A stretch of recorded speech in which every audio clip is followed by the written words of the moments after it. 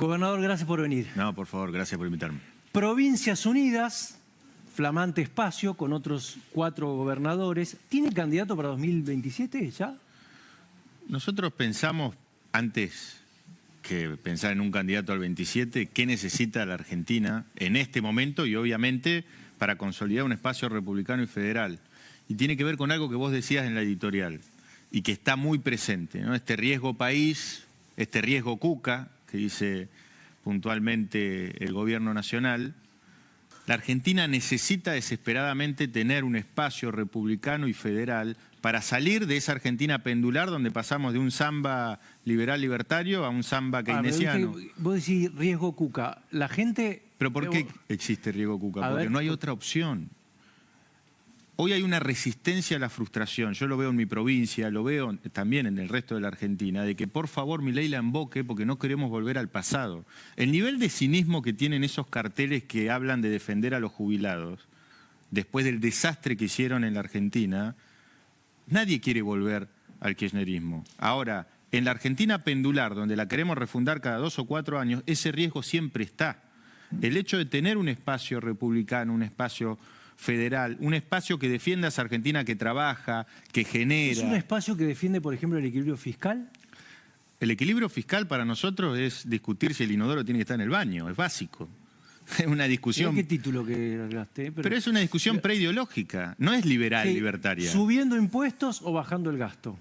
Bajando el gasto, pero con políticas sectoriales que apunten a exportar más. Nosotros necesitamos una revolución de O competitividad. sea, con un tipo de cambio más alto, estás diciendo. La revolución de competitividad no es solamente por un tipo de cambio más alto. Tenemos que romper cuellos de botella que atentan contra el desarrollo de la Argentina. No podemos tener... que ahí las provincias, estamos, por lo menos en Chubut, estamos haciendo un trabajo muy importante para tener puertos más competitivos, para que los costos que tienen las empresas que no pueden trabajar a su máxima capacidad instalada por coacción de algunos gremios no sea la normalidad, para terminar con la mafia de los juicios laborales. Que sos alguien que está desencantado de la política y no lo quiere al gobierno, pero no quiere que vuelva al kirchnerismo. Dice, ¿y estos tipos por qué no pusieron un candidato a la provincia de Buenos Aires, por ejemplo? ¿O tienen y no lo sabemos? No, primero hay un tema de tiempos, obviamente, que nosotros esperábamos tener en la capital, en Capital Federal, un espacio que contenga al PRO. Después, al último momento, se tomó una decisión que yo creo...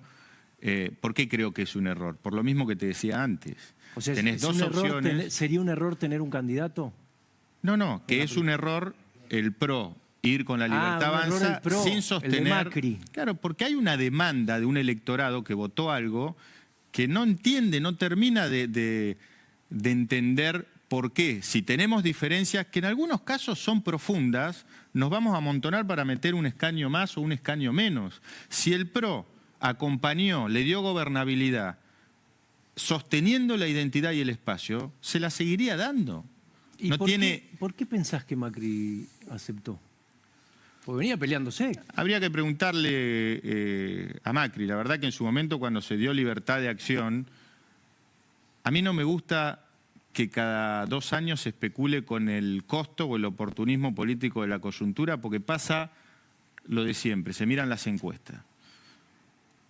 Y las encuestas que dicen, hay un riesgo de polarización. Ahora, ir al resguardo de los vencedores es muy sencillo, es muy fácil, es la cómoda, es tomar atajos. ¿Qué problema hay que se pierda una elección, por ejemplo, en Capital Federal, si sostenés una coherencia en el tiempo y de esa Argentina pendular podés pensar en políticas de Estado a mediano y largo plazo? No podemos querer refundar todo cada 2 años. ¿Le faltó grandeza, equilibrio? No, yo creo que hizo lo que pudo con lo que pretendían también algunos actores del espacio, porque la realidad es que vos creo que ahora estás con María Eugenia. Ahora un ratito viene María Eugenia, sí. Y yo reivindico esos gestos, porque en una política viciada de acomodaticios, del alcahueterismo, de querer cebarle mate al armador de turno para mojar un carguito de diputado, que una persona, una dirigente que iba a ser la candidata natural, diga, muchachos, yo en esta no juego porque no estoy de acuerdo. Porque me parece que el camino... Eso es valiosísimo. Lo puede haber golpeado la elección porteña y no le dejó alternativa. Estoy tratando de entender la decisión. El PRO es un espacio que está muy acostumbrado a ganar elecciones sistemáticamente y hay que desdramatizar el hecho de perder una elección.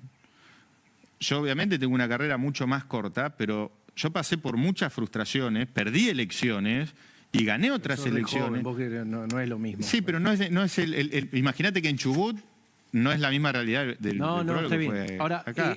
¿por qué sale esta idea sorpresiva también? Porque aparecen de repente 5 gobernadores que dicen, bueno, nosotros tenemos una propuesta potente para, dijeron explícitamente, vamos a tener candidato en 2027. Argentina necesita una opción, insisto, republicana, federal y que defienda... ¿Por qué crees que necesita? Porque hoy ¿qué se discute, en definitiva?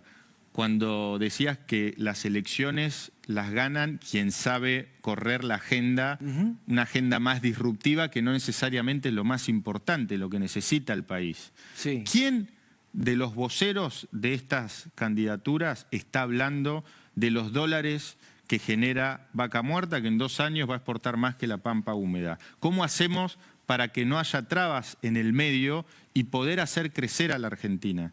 ¿Quién está hablando de una reforma laboral necesaria? Porque es condición necesaria. El gobierno habla de eso, ¿no?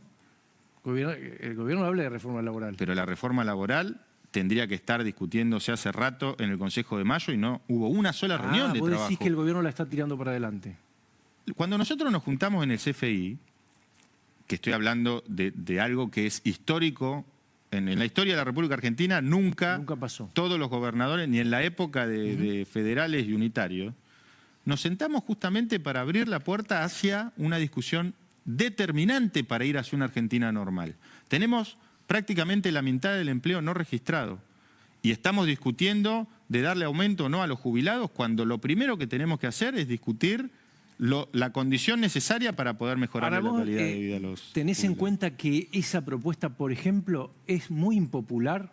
Porque vas a tener seguramente a la CGT diciendo que está yendo contra los derechos del trabajador. O sea, ¿por qué en la Argentina no pudo haber una reforma Yo creo laboral? que un verdadero estadista... Argentina necesita a alguien que no tenga miedo de pagar un costo político en un momento determinado para ir hacia Argentina normal. Bueno, un votante te dice, Milei. Pero hay que presentar la reforma laboral, hay que pelearla. ¿Y cómo se hace esto? ¿Cuál es el coraje que necesita para mí ese llamado a la unidad nacional? No es tibio llamar a la unidad nacional para tener una agenda a mediano y largo plazo.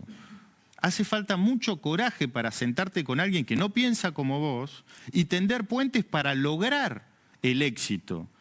Si yo estoy todo el tiempo poniéndote en una posición de enemigo porque electoralmente garpa, eso lo entendió Cristina en su momento y este gobierno lo entiende perfecto.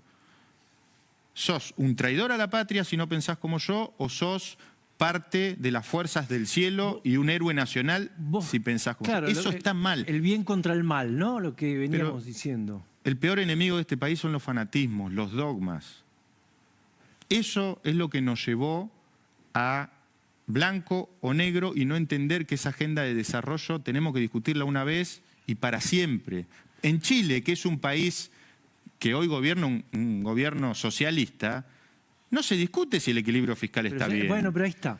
Pero la izquierda no discutía las FJP en Chile. Entonces, ¿vos pensás que la propuesta de ustedes puede reemplazar o puede desplazar, por ejemplo, al populismo?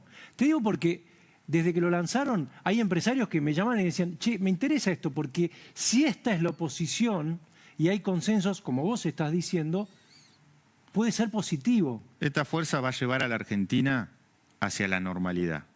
Parece algo utópico, pero es posible, yo estoy convencido. Yo no me quiero entregar a esa Argentina pendular, a esa Argentina donde se discuten agravios entre dos partes, donde hoy la agenda parlamentaria pasa en gran medida por la situación procesal de la expresidenta y por otro lado... Por ejemplo, ¿vos estás a favor de los vetos o estás en contra? Yo creo que los vetos es una herramienta totalmente... Yo lo he hecho también en mi gobierno. Lo que ¿Estás a favor de los 3 vetos del gobierno? No, para nada. Yo creo que el gobierno hay premisas que son falaces. Y te las puedo explicar tranquilamente. O sea, el veto como instrumento, ¿estás a favor? Bueno, eso está contemplado obviamente en el sistema. Totalmente. Pero de los 3 vetos del gobierno estás en contra. Mira, cuando se habla, y esto quiero explicarlo bien, dale. Porque hay algunos desde el gobierno que lo explican de manera muy sofisticada. Y cuando te quieren explicar algo muy difícil es porque no quieren que entienda. Te voy a dar un ejemplo concreto. Terminar con los curros de los fideicomisos. Sí. Nosotros estamos de acuerdo con el gobierno. Cuando los gobernadores planteamos eliminar el impuesto al combustible o coparticiparlo y eliminar el látigo y chequera de los ATN, estamos hablando de impuestos que pagan todos los contribuyentes, todos los argentinos pagamos un impuesto al combustible con una asignación específica. ¿Para qué? Para el mantenimiento y la construcción de rutas. El gobierno no ejecuta el mantenimiento y la construcción de rutas porque hay una visión conceptual que dice el gobierno nacional se tiene que encargar solamente de las relaciones exteriores, de la seguridad nacional y la macroeconomía. Perfecto. Eliminemos ese impuesto o, en una discusión de derechos y obligaciones, que sean las provincias las que con ese dinero mantengan las rutas nacionales, que insisto, es jurisdicción nacional. Si yo como gobernador no tuviese un acuerdo de compensación de deuda como el que tengo, que fue un avance muy importante con Nación, y me pongo a arreglar una ruta nacional, es malversación de fondos. Entonces no hay un desequilibrio fiscal, sino que es dinero que no lo puede contemplar el gobierno para sumar a el superávit. Es dinero que tiene una visión... Me imagino si estuviera el ministro Caputo acá, te diría, ¿sabes lo que pasa? Que yo tengo que lograr el equilibrio fiscal como pueda, porque si no, vos vas a tener inflación y la inflación te carcome todo el sistema y empezamos otra vez a la rueda del fracaso. Esto es un poco el discurso del gobierno. Mirá, el equilibrio fiscal tiene que estar, obviamente, sobre el cumplimiento de la ley. Si una ley a vos te obliga a que esa asignación específica la tenés que usar para algo determinado y tu funcionario subejecuta esas partidas, no es un campeón que ahorra plata, es un mal funcionario, porque no está haciendo lo que dice la ley. Por ley, por ejemplo, que eso sí sería una discusión compleja cuando hablamos de las cajas previsionales que no se traspasaron a la Nación, eso es dinero de las provincias. No lo podés contemplar como parte del superávit. ¿Dónde cortarías? Yo creo que hay mucho ajuste que se hizo bien y hay muchas desregulaciones que se hicieron bien. Ahora, cuando analizamos concretamente el rol del gobierno nacional ante estas asignaciones específicas, no deberían estar contempladas. Hoy el gobierno tiene superávit. Ahora, tenés superávit primario, tenés superávit financiero. Yo creo en que necesitamos todo el mercado que sea posible, pero también todo el Estado que sea necesario. ¿Qué quiero decir con esto? Si sostenemos el superávit fiscal, pero de acá a 2 años no podemos exportar esos recursos que generan las divisas que tanto necesitamos porque se nos caen a pedazos los puertos y las rutas nacionales están hechas un desastre, es pan para hoy y hambre para mañana.